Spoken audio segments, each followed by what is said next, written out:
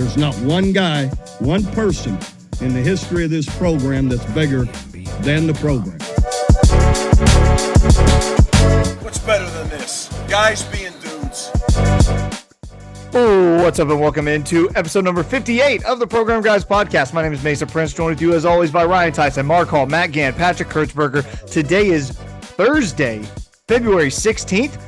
Be sure to like, subscribe on our YouTube channel. You can follow us. We're trying to hit 1,500 subscribers by the end of the month. Help us out, folks. Help us reach that 1,500 number. We've been stuck on 1,400 for a while. Let's try to get there. Not hard. Costs you $0. If you're watching right now, there's a high likelihood that you are not subscribed. So hit that subscribe button. That would help us. Follow us on Twitter at Program Guys with a Z, Instagram Program Guys with a Z, our Facebook page Program Guys Podcast. Wherever you get your podcasts, that's where you can find us on Spotify, Apple Podcasts, Google Podcasts, all of that good stuff.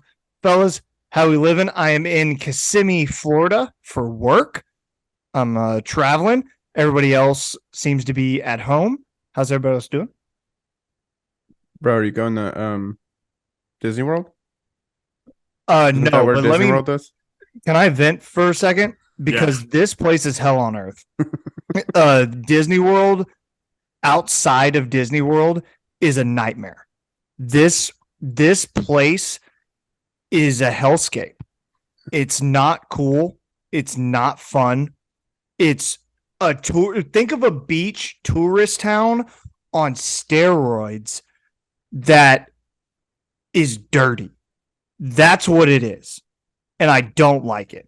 And yeah, I'm not crazy about this place.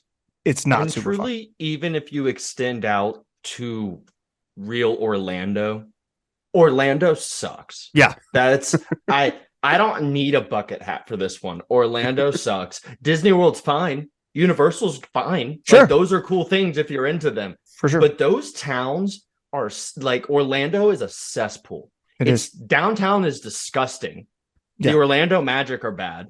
There isn't another sports team to go see. What, UCF? Welcome to the Big 12. Okay. You're a terrible place to be, and no one is going to want to visit your games. Orlando is terrible. Yeah, Mark I don't like has Orlando. been. Mark We should has been cut on that. We should clip that. We should. Mark has been on the anti-Orlando train literally since I've known him. I don't blame Not him. quite. For like But I 7 had years. I had to spend 2 weeks one summer and a week 2 other summers in Orlando for work. And you realize quickly that like this place sucks. And it just every day you learn more about how bad it is. I'll give them one thing. Miller Ale House. If you've ever been to Orlando, it's the one place to go. More TVs, and they're really just like chicken tenders, but they sauce them up. They call them zingers. Oh, yeah. Look, we are not sponsored by Miller Ale House, No, but we're I am not. putting the Program Guy stamp of approval on it. So I'll allow it. Mason, check it out if you can, and get back to us. Great place to watch a Celtics game. Yeah, and really speaking of OU football, back to the really main headlines of what we're doing here today. Are you visiting Garrett LeBlanc's family while you're down there in Kissimmee, Florida? Because that's a bigger deal. That's what I want to know. I would very much love to. What just happened? I don't know. That's called a segue. That's called a segue, right? That's there, a bad folks. segue. That's a good segue. No, I bet Mason could get a one-on-one interview with his dad. His dad loves. If I tried hard enough and worked like connections, like and pretended to be Orlando TV media, like our friend of the program, Luke Ketrick, friend of the program, Luke Ketrick. I could just like. I could probably get in. For the record, I was not proposing fraud. Not saying we lie. But no, I took it there. Great. You're I right took there. it there. No, I took it there. I'll lie for the program. Yeah, 100%. I have no shame. I have no shame in that game. I do time for the program. Yeah, 100%. Yeah, easy. Absolutely. That's hard. Patrick, how you doing? Someone wrap that, and we're gonna make it the theme song. Yeah. Okay. Let's go ahead and get started. I guess some OU football news to get us started. Really cool social media post that OU put out a couple days ago. Now I believe I can't give you an exact day on like when it was, but they held a team meeting and they had 5 walk-ons come up to the front of the room, and Brent Venables announced or kind of did this presentation basically to say that all 5 of those guys are now on scholarship. Those guys, Zach Schmidt, Major Nelson, Pierce Hudgens, Gavin Freeman, Josh Plaster. Did I get that correct? Yeah. I think so. Okay. That's pretty cool, right? Yeah. It's always cool to see walk-on, and the players were fired up. It was nice to see. Gavin Freeman felt like a lock at some point was going to get a scholarship. The other guys were probably genuinely surprised. Well, this is what makes college football the best sport on earth, right? You always see these videos every single year of some guys getting surprised by receiving a full scholarship, and you see the impact it makes, right? When you get to pay or get your whole tuition paid for, not just even from a football perspective, but hopefully setting yourselves up for what's life after what's life like going to be like after football, getting your education. So obviously congrats to the guys, but that's what makes college football the best sport in the country. It's just crazy the wide range we're dealing with now, because you can have a player with an NIL deal of $8 million, and then you can have teammates who aren't even on scholarship. Yeah.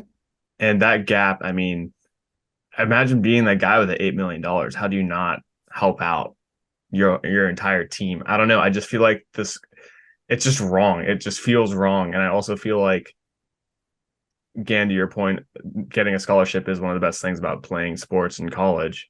I feel like that will continuously get devalued as NIL comes in, because these guys can make NIL money on the side that equals a scholarship, or maybe even more than a scholarship if they're all of a sudden playing well within the season. Not all of them, though. You got to be a pretty major star or a big prospect if you're going to get serious NIL money. So. That's true.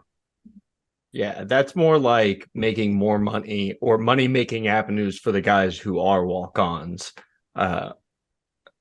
Those guys are going to make some money, but they're not going to make scholarship level money on the side. I think it's very cool that you have to imagine Brent Venables and his staff knew that they were going to be scholarships for these guys before all of the mid-year enrollees showed up. But we have, Jesus, how many PWO guys did we talk about the last 2 weeks, So 3 many. weeks that just showed up on campus and watched a guy like Zach Schmidt and a guy like Gavin Freeman give their all and show up every day and work their ass off and earn scholarships in 1 year of playing ball. I can't think of something more motivational for guys who probably believe that they deserve scholarships and are going to fight like hell to earn it. And that's a great point, Mark. These could be guys who did have scholarship offers to go somewhere else. They chose to come to Oklahoma, be a preferred walk-on, not have a scholarship. In the first month that they're on campus, they see stuff like this happen. And you're 100% right. It's got to not only build confidence for those walk-ons, but build confidence for the program to show, hey, it pays off to be a program guy. It pays off. This staff recognizes when I work hard, and I am rewarded when I work hard and give my all to this program. It's got to be such a positive mentally for the entire team, the entire program. You saw how excited everyone was celebrating just when those 5 guys got up there and it was announced. Yeah, I think like from a morale standpoint, it's really great for the entire team.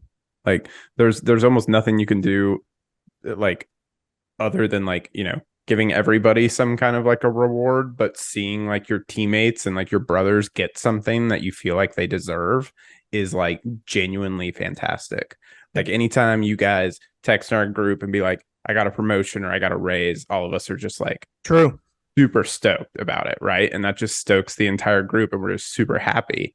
And I think that's a great morale booster. And I love that they put it on Twitter and made it like visible to like everybody, just to see kind of, again, going back to the culture that this team, that this coaching staff is trying to create and trying to spread, essentially. Speaking of being visible to everybody, that's a good segue, Ryan. We're going to get to hear from every single player, every early enrollee on OU's roster on Thursday. That is according to Eric Bailey of the Tulsa World. That Today. is Mason segue Prince out here. That was fantastic. That was a really Thank good you. I'm back segue. on my. That was really I'm good. as This the is better kids than say. Gans. as the kids say, I'm back on my bullshit. I'll bleep I was that wondering if you'd say it. out. I'll bleep that out. I won't. Don't bleep I that won't. out. It's fine. I won't. But so every early enrollee that's transfer portal guy and high school grads, including the preferred walk-on guys. So yes, Jackson Arnold, you will hear from Matt Ganfros. He's there now. Okay. You scared me, Matt. I was like, please no. So just for a little education for the people, under Lincoln Riley, you couldn't talk to true freshmen.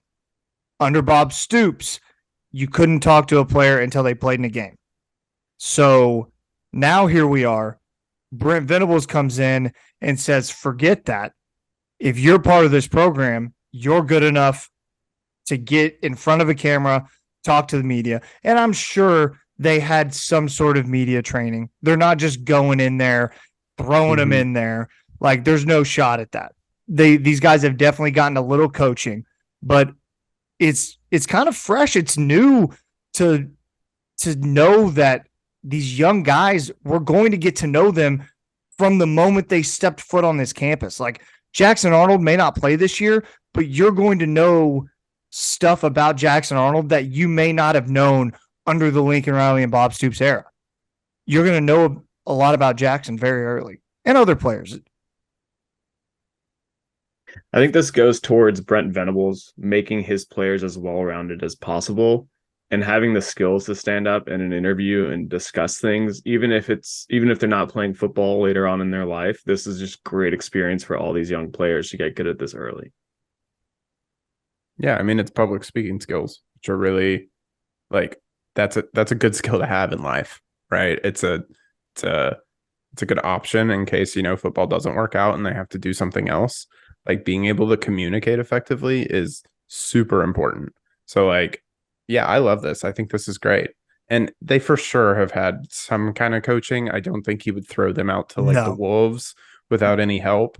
And that might be a new resource. I don't know if that's a new resource or not for like these young of guys, considering like really under Riley, they weren't true freshmen, weren't even allowed to speak. I wonder if they got the same resources. Yeah. So go ahead. No, like that was my thought. Matt, I want to get to you in a second, but I just want to give a little inside baseball for people who may not know what I'm talking about. They aren't going to go up one by one at a podium. That's not the way it's going to work. They're going to put all these guys in a big room and say to the media, you have an hour. And the media's job is to bounce from player to player, whatever player they want to talk to within that hour. So kind of like a Big 12 Media Days setup is what it's going to be. They're not going to trot each player to a podium and have all of the media ask this guy one question, ask Hayden Green one question. They're not going to do that. It's more efficient that way. And the media don't want to talk to every single person. They're going to want to talk to select guys, but it gives all of these guys the opportunity to be in front of a camera and do like that. So a little inside baseball. Go ahead, Matt. Your thoughts on all this? No, great insight there. I think it's very interesting. I'm not sure if this is something that BV and Dabo did at Clemson or if this is something brand new that it's a good question. BV is implementing himself. I think all great reasons why you would do it from both Patrick and Ryan that you mentioned. I wonder if there's another angle as well or another motivation to why he's letting these early enrollees, freshmen, talk to the media. I know in years past, it seems like with other regimes, it's more about protecting the players, wait until they play a little bit before stepping in front of the media. So definitely one of those culture changes. It'll be interesting to see how it ends up going and how it ends up shifting and kind of evolves over the next few years. Mark? Yeah, I think the biggest takeaway for me is the confidence that Brent Venables and the staff has in each and every one of the young men they've brought on to the program, not just football players, but the guys, right? The people that they are confident in those guys' ability to represent the program with the kind of pride and strength and dignity and respect that is due to it. And I feel like the Lincoln Riley and Bob Stoops policies were more of a, hey, you get no advantages by hearing from our guys kind of thing. Whereas Brent's sense of it is no one's going to speak out of turn. They're going to express themselves. And frankly, in the era of NIL, you're going to have a lot harder time shutting that down anyway, because expression is going to lead to dollars for some of these people. And that's a hard thing to shut down for anyone. In the age of social media, it never made sense to me to hide these guys from the media because they are their own publicists each and every day with everything they post to Instagram, to Twitter, to all of that stuff. So not allowing the media to ask them questions solves nothing. I think this goes to show Brent and this staff are so confident in the men that they recruited that they don't need time to ripen. These guys don't need time to be coached how to talk to people. They're grown men. We wouldn't have recruited them here unless we knew that they were great men. Go talk to them. And I think that's going to show and shine whenever these kids get to talk to the media. Anybody else, anything on that? I think Mark's point about NIL is a good one. I think this always loops back around to some business at the end of the day. Yeah, I think you're right. I'm also, this is a weird connection to make, so tell me if I'm a crazy person. But like I do think most of these guys are they Gen Z? Like they have to be, right? Like Yeah. generationally. Yes, all of them will be. All yeah. of them will be. So like Gen Z and like generationally, Gen Z is very like open about things and likes to talk about things and likes to chat about things. You see it all the time. They're all going to therapy, all great things. But like I don't know if that's leaning to it where some of these guys are like, yeah, I do want to talk. I want to say things. I want to have my voice be heard. I want to be out there. I don't know if that's even a tie-in, but I find that interesting that like we're shifting kind of with generations as they come. Yeah. I already got my piece in, but I do think it's a way to show off sort of the soul mission in a way, where that's where they're getting a lot of their off the field mentorship. And you can definitely take the way that the Oklahoma players behave themselves and speak to a couple of parents in a living room about how you've bolstered that. And it's a selling point. Everything's a selling point. Yeah, I agree with that. Okay, who put in that Gabe Burkich won the Coles Pro Combine? Because I have no idea what that is. That was mine. He just won a kicking competition by kicking it 60 yards. But it's a real competition for like kicking and punting. Okay. That's awesome. I'm happy for I saw Gabe. that today. Yeah. Good. Burrito curse? Yeah. I'm Burrito really curse glad. is still on because he's a Still free on. agent. It's still on. 'Cause he's a free agent. Yeah, like that's the thing, right? He's a free agent and he's doing this. Yeah. Who else is? Hey, doing that's why that? we're talking about him. I get it. Sure. Yeah, I mean, hey, 60-yard field goal. All it takes is one coach to be like, "Hey, give me that guy." Yeah, Mhm. that's true. Okay, so moving on to OU to the SEC in 2024, officially official. It's going to happen. It's our first chance to really talk about it. Some comments were made by Barry Switzer. Anybody have those comments in front of them that they can read Hey, off? wait, I'm can working we all off. get our takes on it before Absolutely. we get to the Barry, Yes. like the year early thing Yeah. before the Barry Switzer thing? Yeah, start us off. Go ahead. Yeah, so longtime listeners probably know that this time last year I was gung ho about, hey, let's go to 2024. It doesn't matter, right? We're going to be ready. We're Oklahoma. Look at all our guys. We still have lots of guys. And you've seen the last year the performance of the 21-22 or 22-23 Sooners really break me down on that.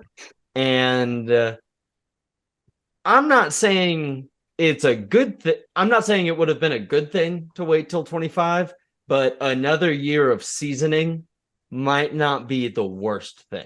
Jackson Arnold getting a year of starting against the Big 12 before getting a year in the SEC might be a good thing. The guys on the defensive front seven getting a little bit more time for the talent to grow older might be a good thing.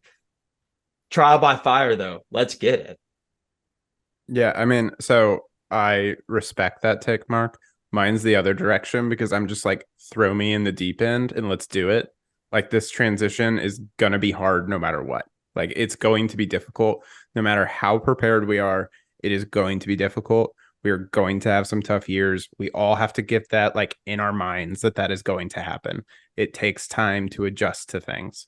But I mean, I love that we're doing it earlier. Everything's happening in 2024. The entire landscape of college football is shifting in 2024. It makes sense for us to do that. We have a playoff extension coming. USC, UCLA are moving to the Big Ten. You know, like there are a lot of things happening all in the same year. And I think it's good timing. I think it's good timing to do a solid reset, get us out of the Big 12 and set up for our new home. Is it going to be hard? And are we going to have pretty difficult first couple of years? That's very possible. But I think like it's a learning curve, right? I mean, I think we're going to get there. Pat? Yeah, I agree. I think it's really just rip the Band-Aid off at this point, because whether we have another year or we're going in 2024, which is now official, I think OU fans and expectations need to be tampered down just a little bit, because the quality of competition week in and week out is going to be far more than what it is in the Big 12. Yeah, did the Big 12 have a good year last year? A couple good ranked teams, good bowl games? Sure, TCU made it to the national championship. But on a yearly basis, there's a reason why the SEC has won the last 4 national championships. There's a reason why first round, second round draft picks is really made up from the Southeastern Conference. So competition wise, Sooners are going to expect, like Tyson said, a couple rough years, maybe some years where we lose 3, 4, 5, 6 games, because the competition is just going to be so brutal.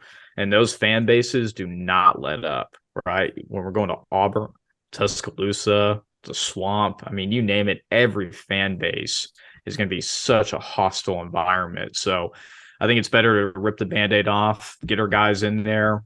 Hopefully BV can, again, continue to create the culture and get the guys and the talent that they need to compete on a yearly and weekly basis. Oklahoma just got its best recruiting class ever. I think it is. There's no reason to believe that they wouldn't stack another one on top of another one. And just mathematically, you would have more talent in 25 than 24. I think that's a lot of what it comes down to for me, is we would be better in 25 than in 24, I believe. Pat? I'm probably the only one on the podcast who didn't want to go to the SEC. And therefore, I wanted to not go early. And I still feel that way, especially after our season and all the things Mark just listed.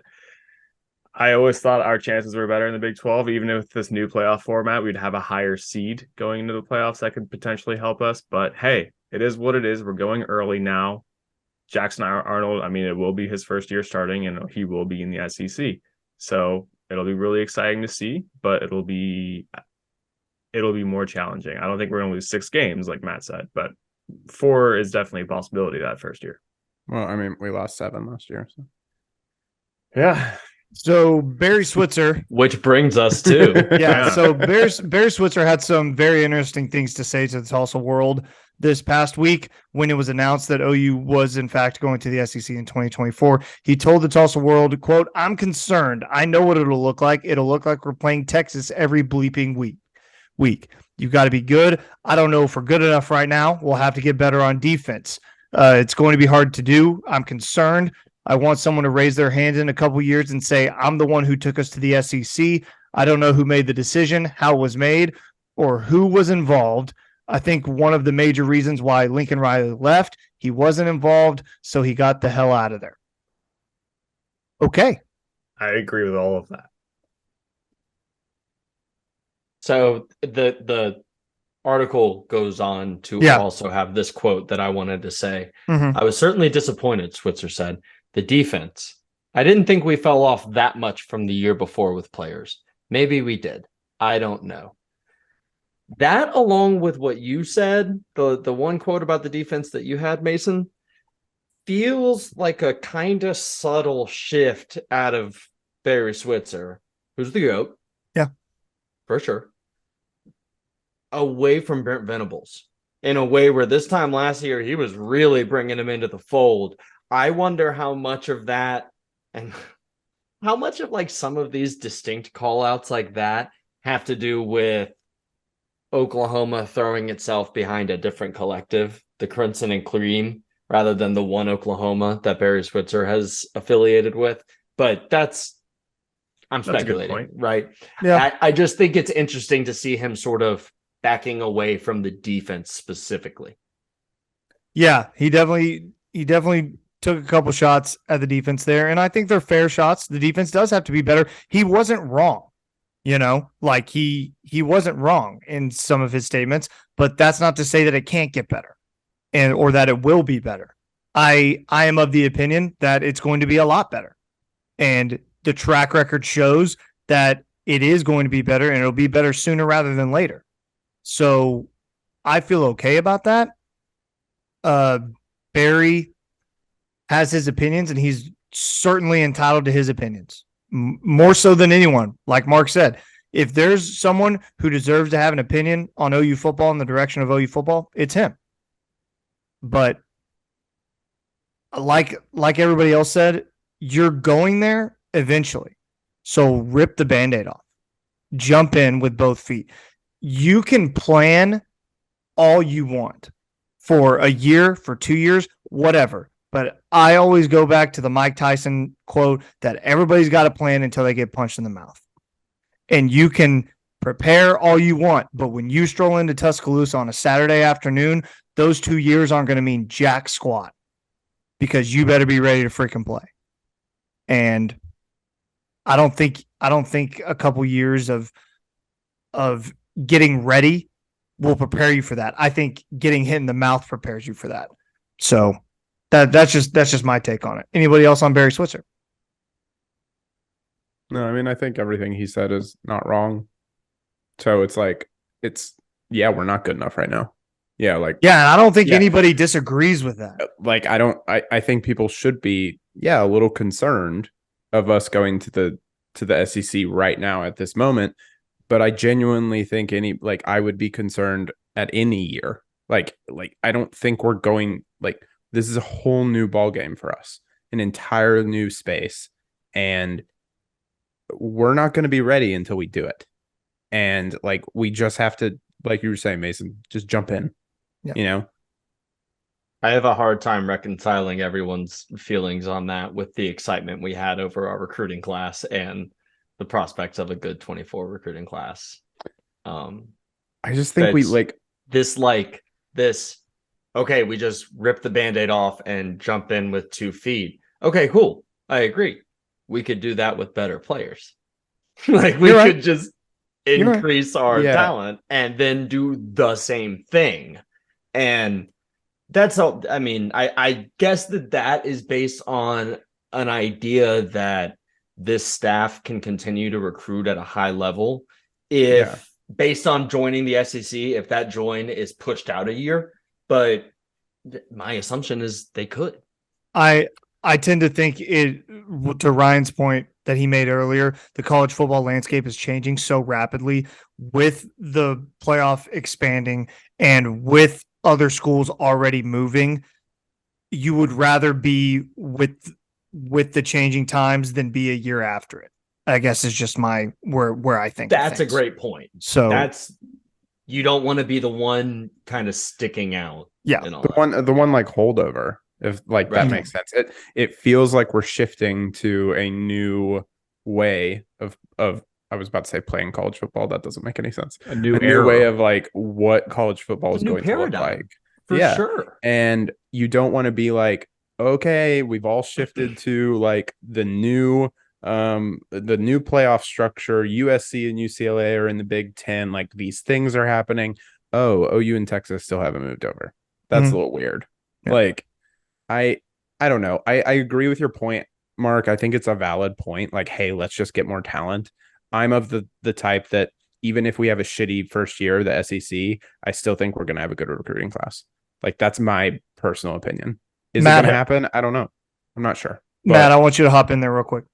Well, I just want one comment that Barry said was, hey, I don't know who made the decision. I think we all know who made the decision. That was Joe C. Yeah. And the president of OU. And the main reason for it, we haven't even discussed it, but it's all about the money at the end of the day. There's a reason why the two biggest schools in the Big 12 who bring in the most money in the Big 12 TV revenue wise is moving to the biggest money grab in the SEC. That's why USC and them are also moving over to play competition like Ohio State. Who doesn't want to see that week in and week out where there's always so many good historic matchups?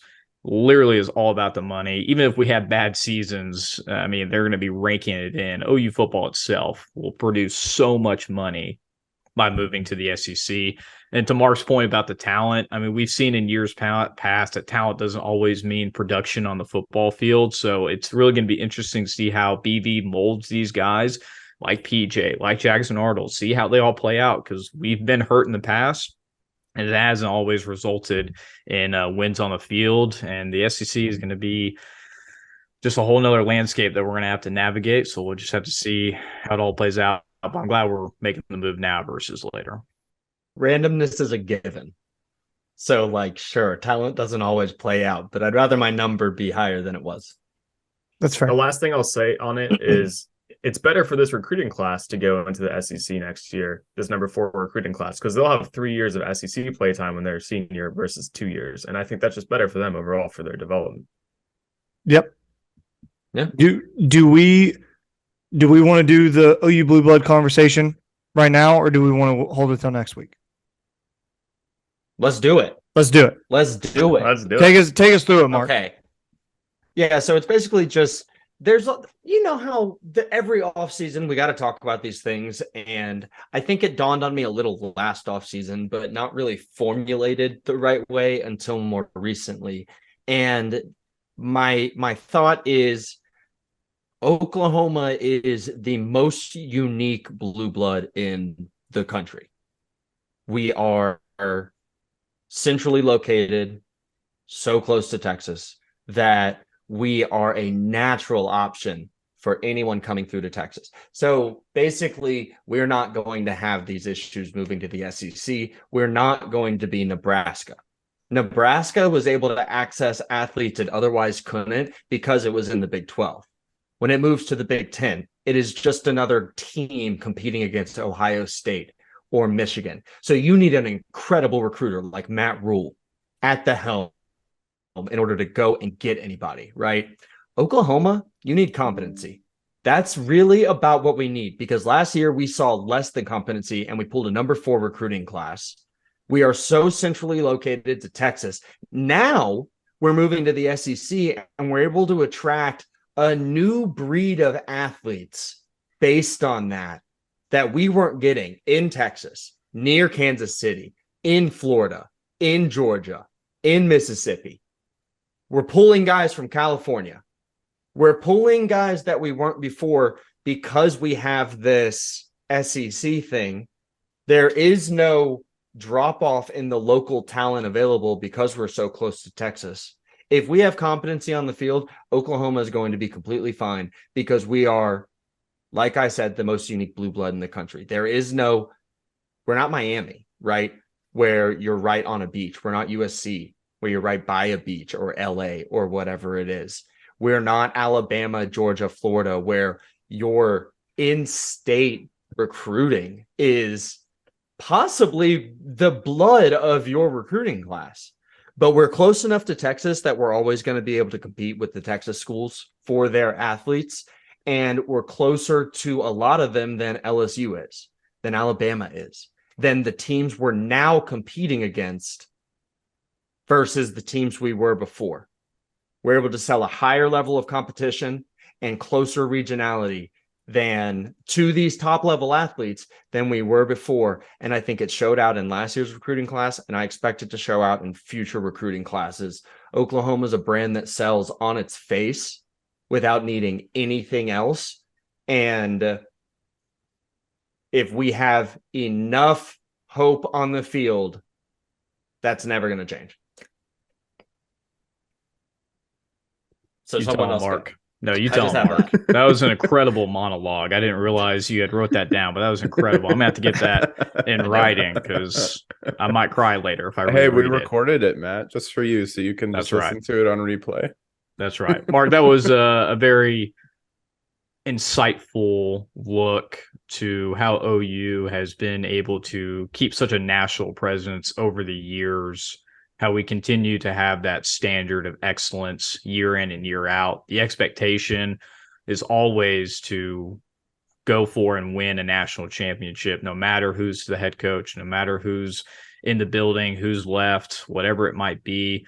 We have such a unique history of winning and continuing to win at such a high level for so long. There's reasons why people want to come play at the University of Oklahoma year in and year out. And that's why we have all these Heisman winners, All-Americans, NFL draft picks, going number one overall back-to-back years. I mean, there's a reason why OU is a place and always will be a blue blood of college football. I'd also like to add just another unique feature about Oklahoma. Name a smaller public school that is as successful as we have historically been in any public sports, but especially in football. I can't think of one. Florida's bigger, Bama's bigger, Ole Miss is bigger, Texas is bigger, USC's bigger. Is Miami bigger? Oregon's bigger. I imagine Miami's bigger. Maybe I'm wrong. Florida State's bigger. Think of all these schools that are blue bloods. We're smaller than all of them, but the history of excellence, the closeness to incredible talent, and now at least the ability to sell itself on higher competition. We're just different. Look, good for them, but we're made different. Yeah. Yeah, good for them, but I'm built different over here in Norman. Anyone else? Yeah, I got one story, and this is a good transition to Wagans too, because I went to the softball game here in Irvine, California against Liberty this past Friday night. And Boots on the ground. Like boots on the ground. And in this theme of we are blue bloods and one of the best, most known colleges for football in the country, I was standing in line getting my hot dog at the softball game. And of course, I'm going to spark up conversation with the guy standing behind me who's just there too, an OU fan. And I was like, oh, did you go to OU? Blah, blah, blah. Started chatting. And he was like, no, I didn't go to OU. A buddy of mine did, my best friend, and he took me to a football game in 2008. And I'm the biggest Sooner fan because of it. Just because he went to was one a good year. Game. It was a good year. Yeah. But yeah, he went to one OU game, and he's showing up to softball games when OU's in town because he's just become that much of an OU fan because we are a blue blood program. Built different, man. That softball team, by the way, that Pat saw, still undefeated, if I'm not mistaken, Matt Gann. So let's go ahead and circle those wagons. Let me know what's been going on in Sooner Nation, please. That's right. Like Patrick just mentioned, OU softball kicking off in Irvine, California. And Patrick, I want to go back to you real quick because I was going to go to you regardless. How did the Lady Sooners look, especially with the new team, right? Not having Jocelyn Allo, probably one of the greatest power hitters of college softball history. What did that team look like when you saw them playing against Liberty?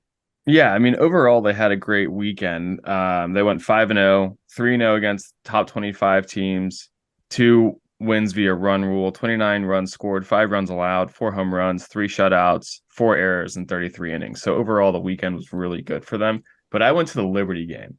And the Liberty game was the second game of the season where we won 1-0 in extra innings. 1-0 on a walk-off, right? Off a walk-off. Miscue off a bunch. Yeah, put a lot of pressure, and they missed the out and scored the run.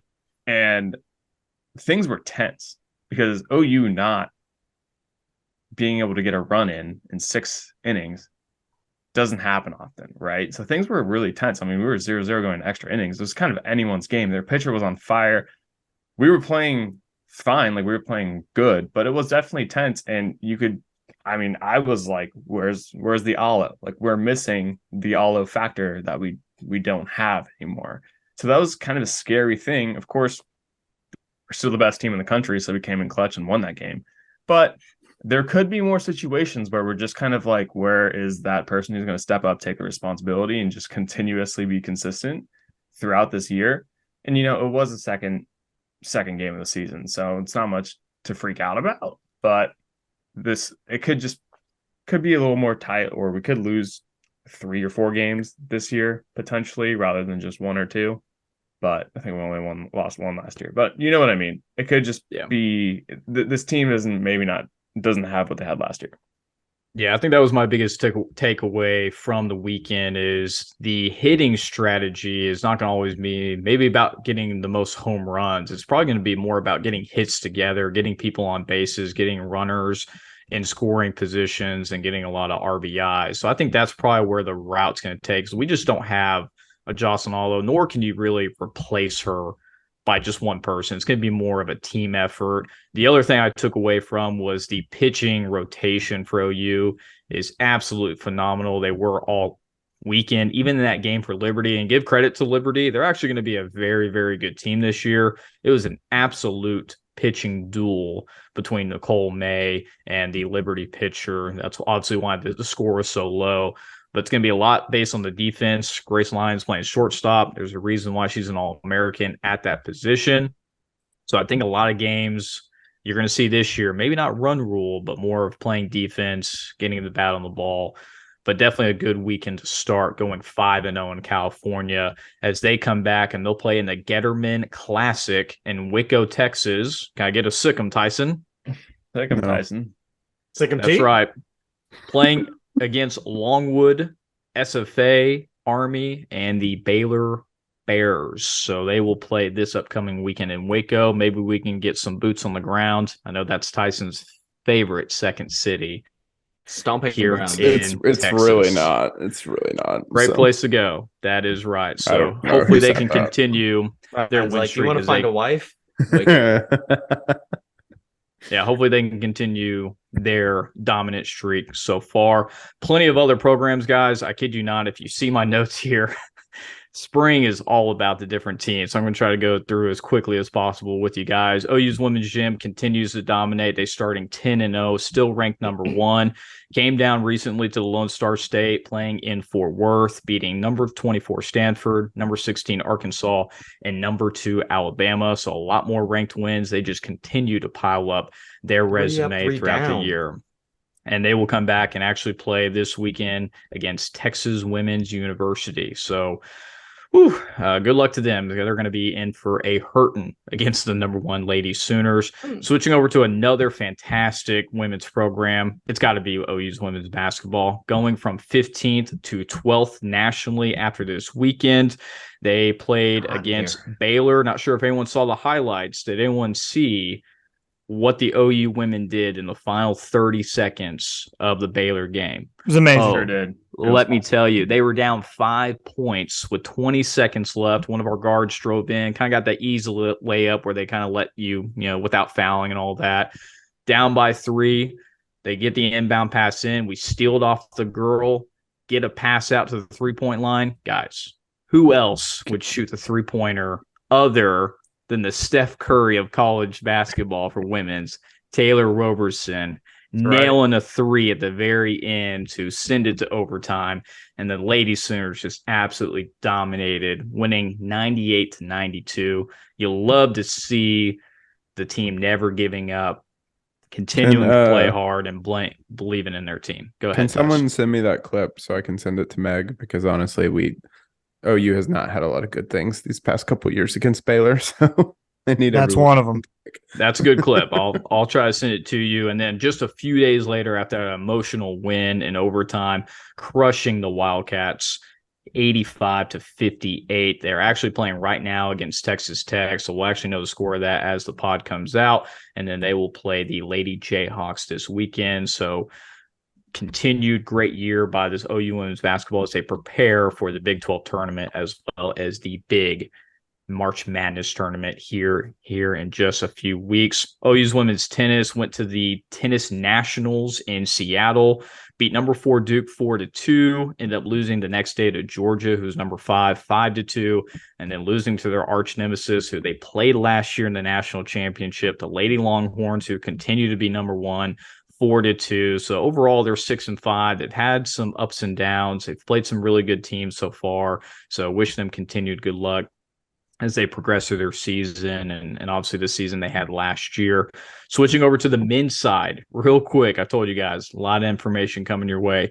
OU's men's gym, who's also ranked number 1, facing number 2 this past weekend in Stanford, and William and Stretchy Mary boys in Lloyd Noble Center. beating them both. Huge wins for the OU's men's gym as they continue their continued dominance throughout the season. They will play Simpson College again, who they just played a few weeks ago, and Nebraska. They're going to Lincoln for those two matches. OU's men's basketball, probably the biggest disappointment so far this year of any of the OU sports. Ended up losing to number 5 Kansas 78-55, and then coming back and having a pretty surprising win against number 12 Kansas State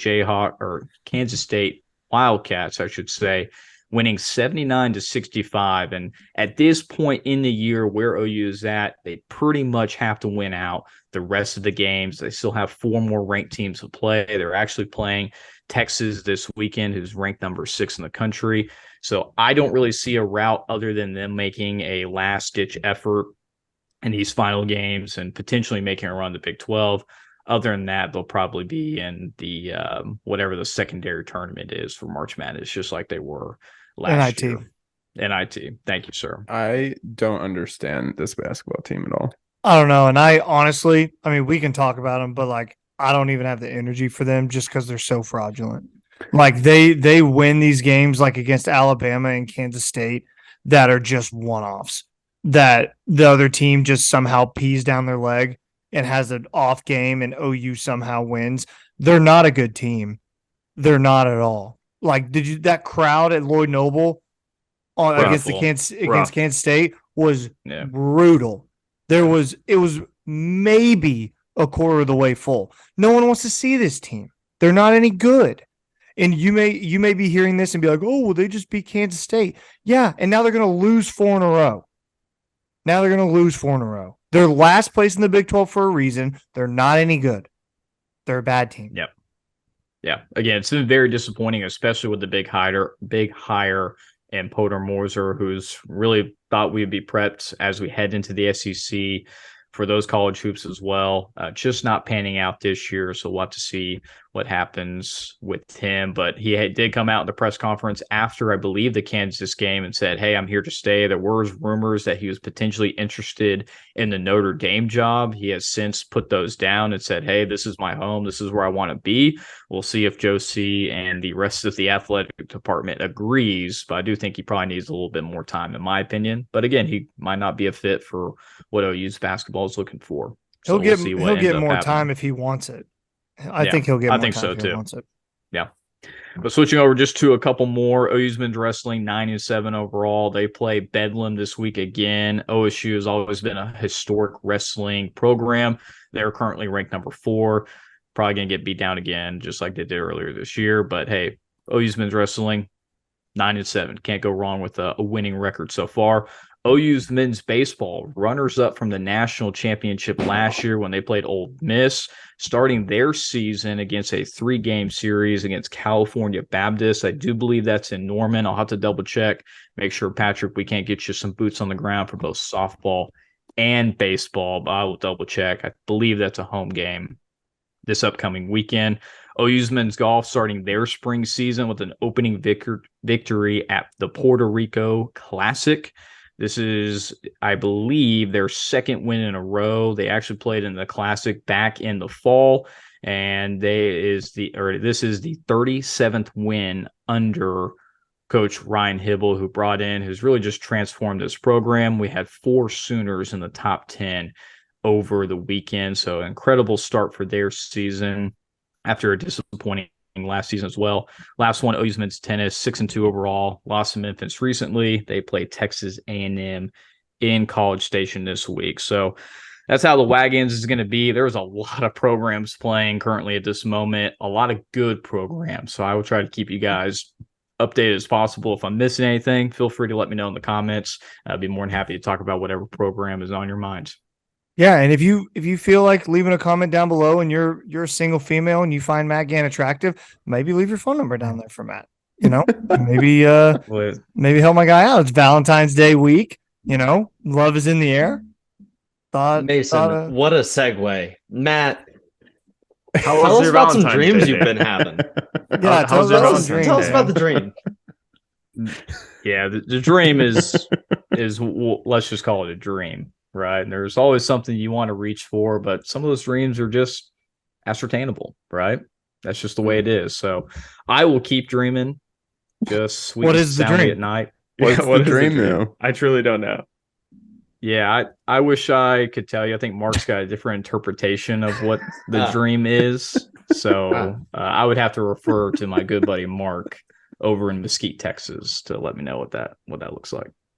Yeah, there's just like a certain kind of physical love that Matt could be going for. That's the dream, and he's not.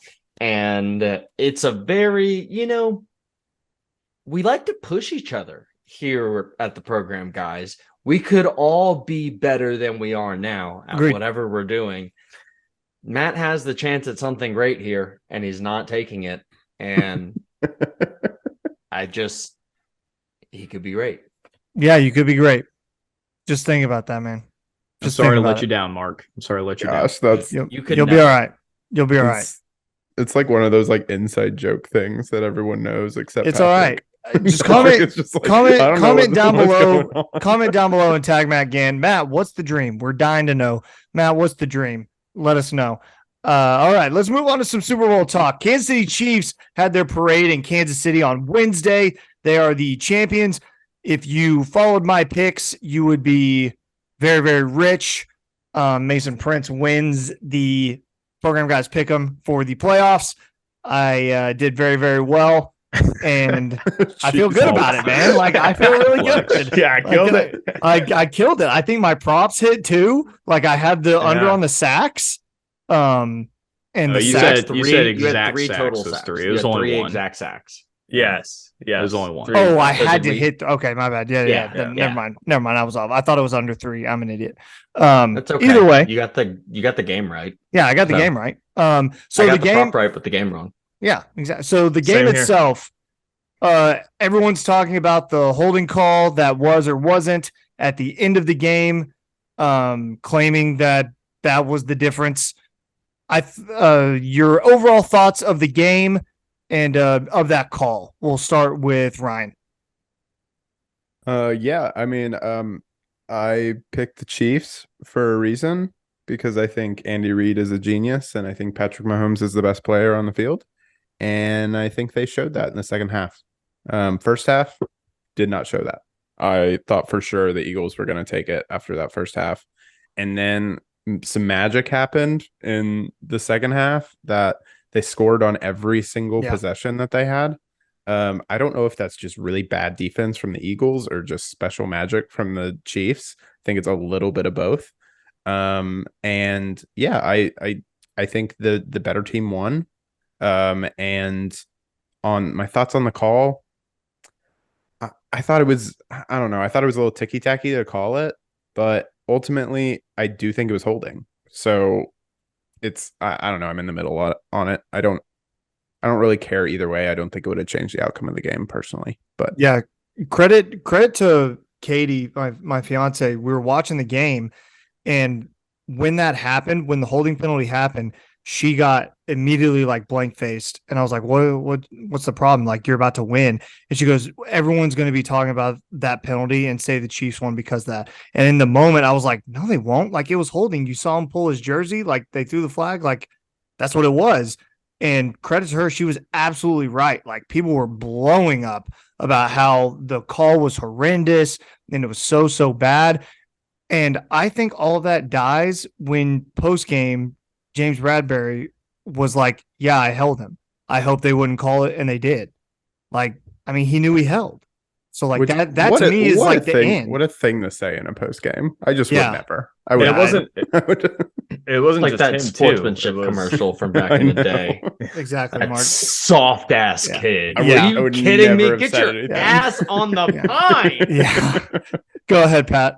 Oh, it wasn't just him too. Like coach, all the other players were saying either two things. One, it was a hold, or the other thing that they were saying was, well, we didn't lose the game just in that play. Yeah. So, yeah, I mean, the Eagles, they really handled it super well in that press conference.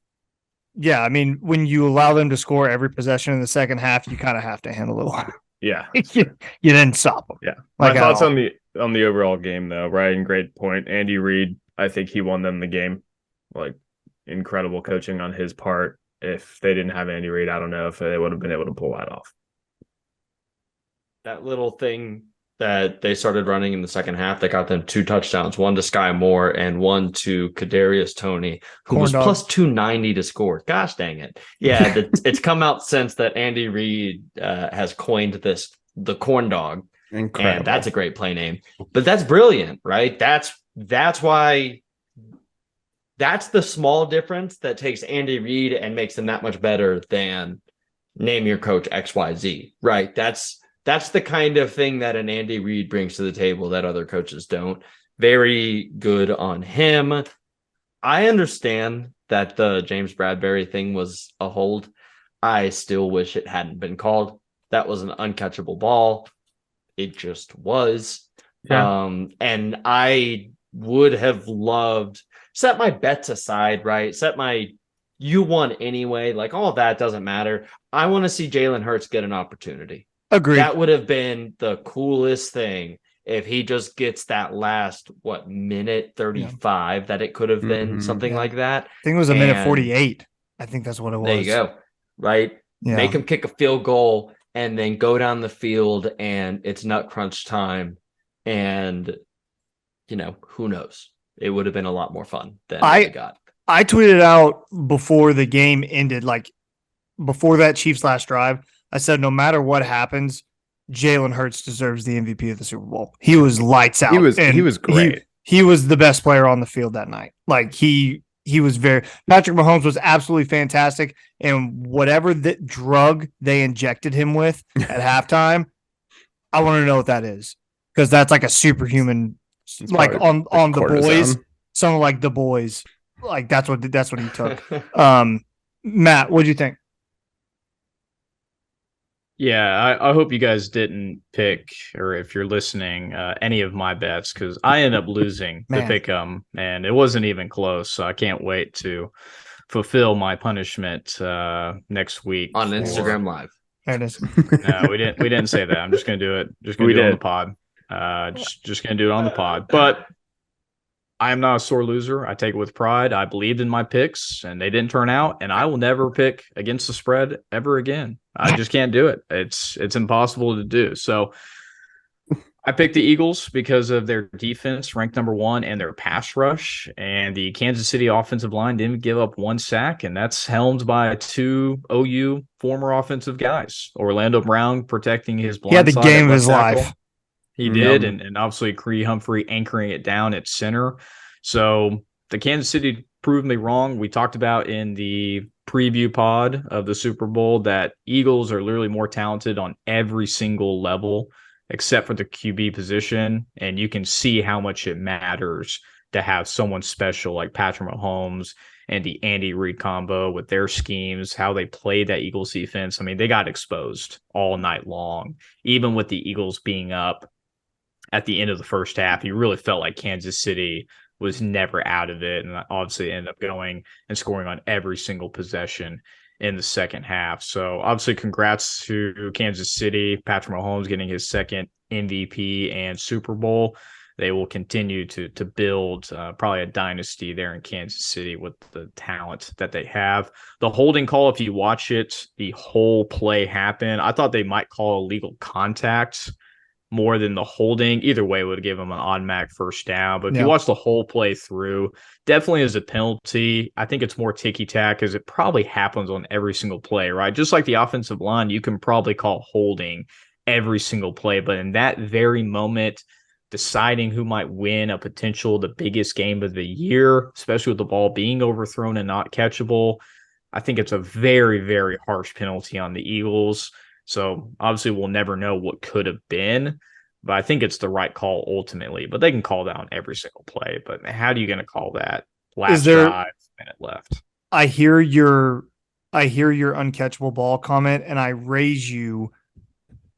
Was Patrick Mahomes' head smart enough to see that hold and just throw it up in that direction? I think that was always the play immediately call when it happened. Yeah. If you go back, he threw the ball and he immediately points. Yeah, he immediately points at him. So So you're right. It definitely was uncatchable. There was no way he was getting that ball. But that's why quarterback that's why you pay quarterbacks a bunch of money. Aaron Rodgers is really good at stuff like that. Tom Brady was great at stuff like that. Just smart and knowing when you have the advantage and just making them make a call. And that was obviously a massive moment. I hate the Chiefs, man. Home cooking. Home cooking. If that was the Chiefs defense, Mahomes would have gotten a second shot. Man, it would have been fun to see Jalen Hurts have another shot at it. Have you guys seen the conspiracy theory that the guy behind the new grass, they're calling him the sod father, intentionally made sure the grass was worse because it would damage the Eagles more? That's the way the theory goes. Yeah. I don't know how you really prove that out, but this is the kind of conspiracy theory I think is a lot of fun. Go ahead, Pat. This very small, specific, small genre. Oklahoma State made the grass. Jalen Hurts was an OU quarterback. Bam. That's how you make the theory work. There was some rumors, not even rumors. There was like somebody who went back and watched the tape and saw that at least one Eagles defender fell down on 37% of Patrick Mahomes dropbacks. And they also noticed that like none of the Chiefs players changed out their cleats, and like half of the Eagles roster changed their cleats. So like the Chiefs knew what the grass was and didn't need to change their cleats because they were already prepared. And the Eagles had to change at halftime because they were not prepared. Showed us early in the game. Yes, Jalen went from half-inch cleats to 3/4-inch cleats because he wasn't getting enough traction in the grass. Guys, I have a question though. If the Eagles change their cleats, they have to fix the problems. Why did they get worse? I don't know. I mean, it's a fun conspiracy theory. Well, also, how do you not because catch halftime, that? I mean, this isn't happening in a vacuum. Andy Reid is also coaching during the halftime. That's true. And it's very good. It's like, shit, can we go back to when we were falling down because we were doing better? Yeah. This also validates my theory that football players don't warm up properly, because if you would warm up properly, you would not have to change your cleats out 5 minutes into the damn game. You would notice that in warm-ups. Sorry. Do you got your hat anywhere around? No, I'm just saying like football players do not warm up properly at all. So wait, who warms up correctly? Soccer, there it is. Yeah. Do they warm up to take on a 250-pound man that can run a 4.5 40 going full speed downhill at you? No, they warm up. There for is their no point. warming up for that. We're talking cleats. You don't cleats. You should know what cleats to wear. You should be warmed up. Be like, oh, I'm not as fast. I'll try my other cleats on. Try out you the don't standard. Possibly plant your foot as hard in warm-ups as you do when there is 11 guys on a defense bearing down on you. There's no way. Yeah, test out my cleats, man. We can agree to disagree. We will never agree on this. But Patrick, the biggest difference is FIFA also has like a huge standard for their grass, as you know. So the grass is always going to be way better. No, I'm not talking about the grass. I'm talking about warm-ups. Podcast a few weeks ago. They don't even know how to stretch well. Matt, anything to add before we move on? Yeah, I got a fun trivia question. Who was the last winner MVP of the Super Bowl? Does anyone know? Because we talked about Jalen Hurts maybe deserved it, but anyone know who actually won MVP, not winning? I actually don't. Who didn't win? Yeah, loser, but still won won MVP, but was on the losing team. Can you give us a hint for like how long ago? We're thinking in the 70s. Oh God, Jesus. Yeah. No. You guys will never get it. It was the Dallas Cowboys versus Baltimore. Baltimore wins. Dallas Cowboys linebacker Chuck Howley, 1971. That's how long it's been since a non-winner of the Super Bowl won the MVP. And obviously Jalen Hurts had a pretty good shot at it. I'm actually surprised he didn't win, but home cooking for Patrick Mahomes, I guess, to get him a second. Patrick Mahomes missed one pass in the second half. Guys. Did you guys see Roger Goodell? He was unbelievable. Jumping over him. Jumping all over him. Oh yeah, dude, that's a bad look. That's a real bad look. Do not jump on any of your players. Dude, he jumped on Chris Jones too. It's weird. It's just cringy. You should not be able to show favoritism. Well, and that might not be favoritism, but it's very it definitely gives a bad appearance, right? The optics are gross. Yeah. It's Adam Silver's not jumping on LeBron. God, it's He has weird. his own problems. I don't like Roger Goodell. I think he's grimy. All right. So PGP MVPs of the week. Let us know down below in the comments who had an MVP caliber week for you. We read every single one of your comments. Love to hear them. Patrick, we'll start with you. All right, I'm going to go with a loser VP, and that is Philadelphia Sports, because they lost in not all, but football, baseball, and MLS finals in like the last 100 days. Yeah. I got good news for you, Philly fans, though. The Sixers won't even get close to sniffing the NBA finals, so you won't have to lose that. That's okay. That's okay. It's all right. Matt. Yeah, I'm going back to the Super Bowl, loser MVP, the Super Bowl field. We already talked about it. It was horrendous for both sides. People slipping on every single play. Just wasn't. I can't believe how much money they put. About $800,000 into this brand new grass, never been used before ever, and they used in the biggest game of all time, the Super Bowl. How does that even happen without some kind of trial and error of this grass that you've been growing? It's got to be the freaking grass. I can't believe it. It's my loser MVP for how bad it was. It really shouldn't be the grass. It should be Oklahoma State University. But There it is. There it is. Yeah. big L for them this week, especially with I just took another OU L in as well. Texas. leaving, too. Tahoma 31 is the type of grass that was grown. It was a hybrid of ryegrass and Bermuda, some other, Yeah.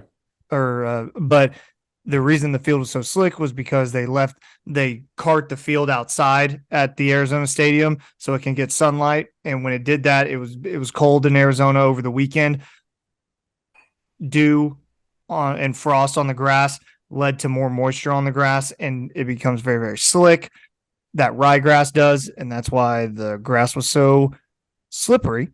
But shout out to Oklahoma State. Way to go. They tweet Oklahoma State. The official account tweeted out like how proud they were of the grass like before the game started, and then the entire game all it was people just bitching about how terrible it was. Oh my God, it's so sweet. You guys are an ag school and you can't even grow grass right. Freaking mouth breathers over there. You idiots. Morons. All of them. All right, Mark, who's your MVP? Yeah, so I'm gonna go with this random Twitter account called @FatKidDeals. I just found a $1,200 kegerator for $300, and It's coming I'm home. a keg guy now, man. Pat, I'm gonna get in touch with you. Yeah, and let we're me gonna know. talk about how to set it up. Okay. Love Yeah, that. sounds Did you great. actually get it? I truly just bought this kegerator. That's amazing. I love that so Incredible. You much. just got scammed at $300, my friend. No. You've never No, he's seen gonna that get again. it. No, don't listen again. It's Don't- on Amazon. Yeah. Yeah. Okay. Yeah. So sorry for some clarity. This account @FatKidDeals only posts deals from Amazon that are like below, Real. like it's good deals, right? It's an Yeah. affiliate of Amazon, and this is like what they do. So, yeah, it's 75% off. I verified that at Best Buy. This thing is $1,200. So, yeah, if you're a keg person, reach out in the comments below. Let me know what beers taste much better in a keg than not in a keg, Love that. right? Every one of them. Yeah, Every well, one of that's them. kind of the idea, man. Right. If I can get That's this why phone you did it. situation right, we're Yeah. winning. I love it. Ryan, who's your MVP? Okay, my MVP going back to the Super Bowl. I'm sorry, I'm still laughing at the kegerator thing. My MVP is Andy Reid, not just because of what we talked about, that he's incredible and his offensive schemes are ingenious, but for this specific tweet from Adam Schefter, where it says Andy Reid was asked today about how he celebrated the Super Bowl win once he returned to Kansas City. Yeah, I went to Pizza 51. I got a mushroom and sausage pizza. How about that? And a salad just to make my chubbiness feel good. And man, King. what a king. Just like love him. He's fantastic. That's Love all. that for him. I can't believe you didn't make your MVP Riri. I thought you were a big Riri kind of guy, you know? She wasn't that good. That might be a hot take, but It's not a hot take. It wasn't that she's good. just kind of, and I know, like, I understand she's pregnant and everything. I don't want to, like, she shouldn't be like The vocals running are off. around everywhere, but like, She just kind of stood there and sang. So, Yeah. That's didn't do fair. much. I love Riri, so I loved it. So I mean, I Hey, enjoyed it a some lot. absolute bangers. Like I forgot just how many songs she has. Just like I boom, know. boom, boom, boom, boom. Bitch I just Better wish Have there My was Money a bit was more. plus 1,100 to start. I Was wish it there was really? just a bit more, flair in it. Bit more performance. Okay. My PGP MVP of the week is golf. Golf is my MVP because number one, Tiger Woods is back this week. His first regular season PGA tournament in over a year, a long time. We haven't seen him since August in the Open Championship, playing his last round at St. Andrews. So that was sad, but he is back this week. Hoping to make the cut, play 72 holes. Be fantastic to see him. Also in golf, if you have a Netflix account, I highly encourage you to watch the new docuseries called Full Swing. It is exactly like what is the Drive to Survive on Netflix, like Yep. the F1 show, except it follows the PGA Tour. Very fantastic. I'm 3 episodes in. Really, really great. Not a whole lot of inside golf stuff. Way more of like following these PGA Tour athletes, getting to know them as people, what makes them tick. So if you're like, oh, I'm not a big golf person, it's not really deep into the whole golf thing. Like they're not telling you how to hit shots or whatever. It's, how these guys live their lives behind the scenes, all that stuff. Really, really cool. Should give it a watch. I highly recommend it. That's all. We love a must watch. I know. It is Mason's must watch. So Dog, we're gonna get into The Last of Us next week. Oh man, I know that the big time must watch heads are really upset that we are not going to do it this week, but next week we are. That's from Ryan's mouth specifically. And let me tell you all, I watched episode 3 the other day, and holy crap. I thought I wouldn't care. Like I thought, like I knew what it'd be going in, right? And I'm watching the whole way. All right. And I'm good. No spoilers. Flips. Dog. All right. Okay. Oh, Thanks. great. Yeah, you're not gonna watch it. The whole You time don't, I'm gonna be sitting there flips like, oh, it's gonna emotions. flip. It's There's gonna no, flip. There is no flip that you need to look out for. I'm saying there was a switch in me at one point that for some reason it did hit. Man, stuff is good. So Mark, No, Ryan. All right. No, No. 2 seconds. All right. No. 2 seconds. No. 2 seconds. I can't wait to talk about episode 3 because this like I said earlier, the show was made off a video game, and episode 3 in particular is not included in the video game. So it's brand new and it's fantastic. And we're doing episodes 1 through 3 next week. Fantastic. Sorry for the delay. Thank you so much. Okay, We'll that's just cut gonna that do out. it. That's gonna All do it for this week's episode. Be sure to like, subscribe on our YouTube channel. I'm trying to hit 1,500 subscribers by the end of the week. You can follow us on Twitter at Program Guys with a Z, our Instagram Program Guys with a Z, our Facebook page Program Guys Podcast. Wherever you get your podcast, that's where you can find us on Spotify, Apple Podcasts, Google Podcasts, all of that good stuff. You guys have a great rest of your week. Enjoy the week, enjoy the weekend, and we will see you next week. Pat, take us out. Keep pushing it, baby.